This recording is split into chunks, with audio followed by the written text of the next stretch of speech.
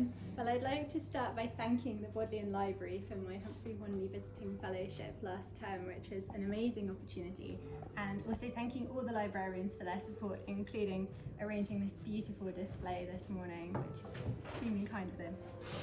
In this short talk, I'll share with you some of the highlights from my research here at the Bodleian.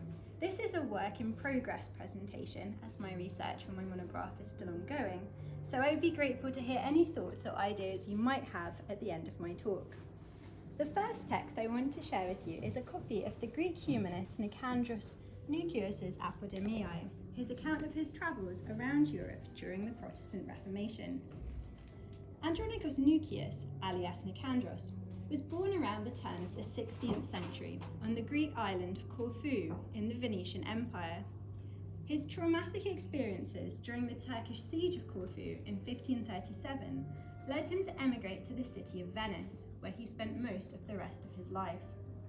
In Venice, he worked both as a skilled copyist of Greek manuscripts and in the printing trade as an editor of Greek books.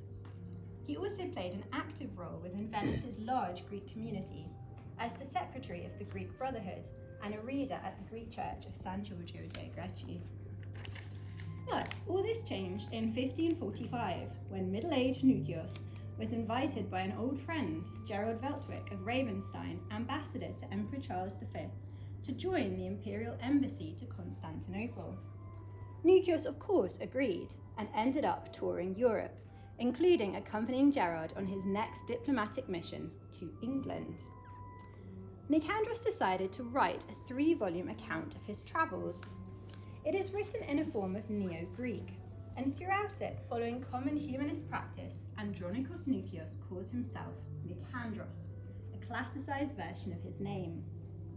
The work was divided into 3 books, and Book 2 is devoted entirely to a description of Britain, including a lengthy account of the Henrician Reformation. Nicandros' sympathies clearly lie with the English king, Henry VIII.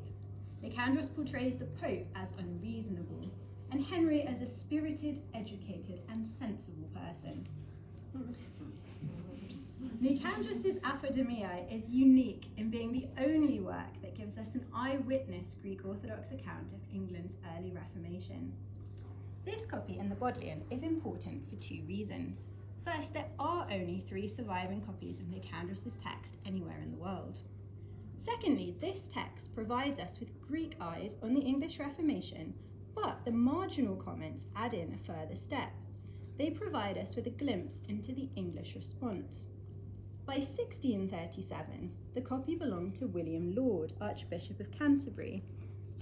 There are examples in the text of Laud's annotations in the margin, which he wrote in Greek, which present his thoughts and give some place markers which show how he navigated the text. Laud, who was also Chancellor of the University of Oxford, subsequently gifted this manuscript to the Bodleian Library, and when you look at it afterwards, you can see the little inscription showing you that. Let us now turn our attention to a different Greek traveller to England, the early 17th century emigre, Christopher Angelos. Angelos was a Greek monk who came to England in 1608.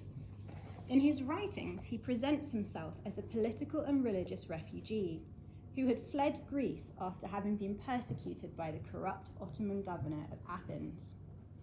Angelos was based first at Cambridge, but then moved to Oxford in 1610, where he spent the rest of his life teaching Greek at Balliol College and publishing a series of autobiographical works.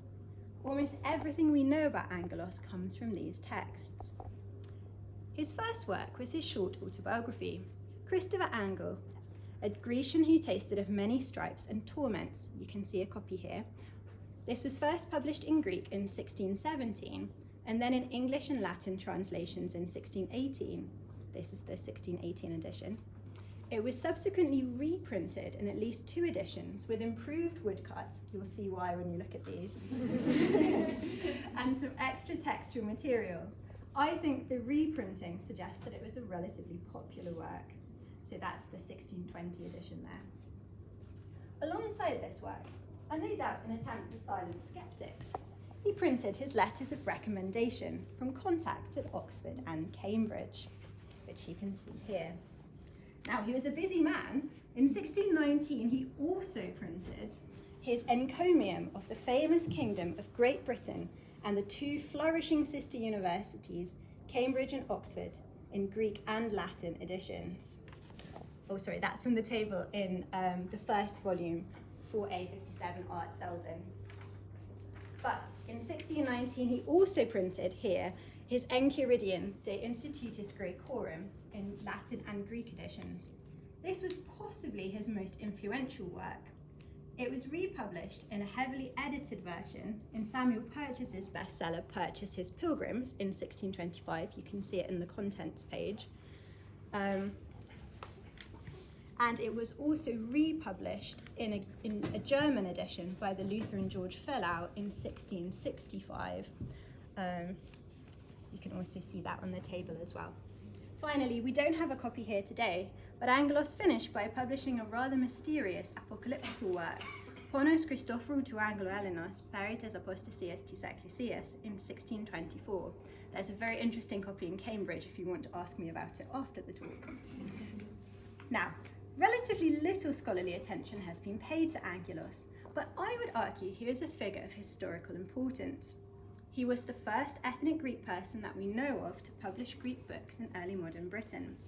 He was also the first Eastern Orthodox author to publish books directed at a British audience, which describe the key beliefs and practices of the Orthodox Church. Previously, there had been little printed material about Eastern Orthodoxy available in Britain, and all of it had been written from a second-hand perspective by Western observers. Now, the scholarship that does exist on Angelos has not really considered the question of his readership in any depth, yet I think this is essential. The simple existence of printed texts does not necessarily imply a wide readership, especially in this period of burgeoning print. So how interested were the British reading public in what Angelos had to say? And who was collecting his writings, and why? I've analysed many surviving copies of Angelos' publications, and I would argue that his readership was surprisingly large and varied, and that his works had a lively afterlife on the second-hand book market throughout the 17th and even 18th century. So let's wind back up the table and look at one particularly interesting example here in the pod. Volume 4A57 Art Selden. This is a very special book. It contains copies of all of Angelos' writings, excepting his 1624 Ponos, and has the Greek and Latin editions of each of the texts. It's the only book that I've seen that contains only Angelos' writings, and the owner of the book has even written Angelos' name as the book's title on the spine. I think this suggests that the owner was very interested in Angelos as a person and author. I'm happy to elaborate further on this theory later if you have questions. This volume is also important as it's one of the minority of copies of Angelos' writings where it's possible to give a relatively detailed story of its provenance. It belonged to the English jurist and bibliophile John Selden, and would have sat alongside numerous related works in Selden's vast library, including another pioneering English-Greek printed work, which you can see over there in volume 8T11 Art Selden. That was by the printer editor Nicodemus Metaxas, another Greek visitor to England, and contains a collection of epistles by contemporary Greek Orthodox apologists. You can see in Hyde's 1674 published catalogue of the bod, if you're interested to look later, you can see this volume actually listed. Finally, and very briefly, I want to share with you a different dimension to the bibliographical story of Anglo-Hellenic religious interactions. The texts we've looked at so far were all produced by Greek visitors to England.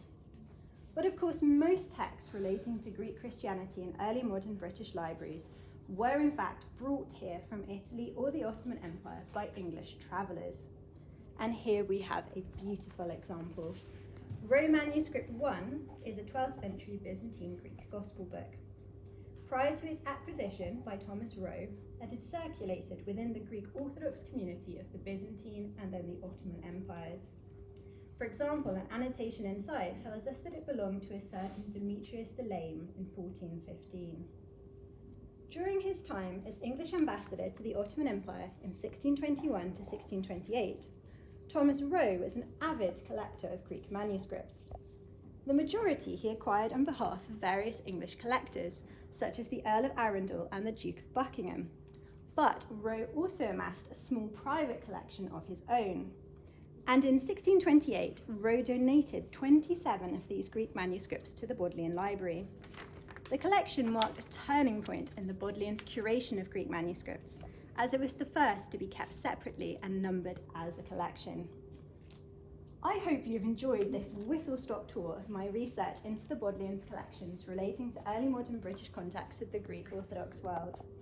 I would welcome your thoughts and questions.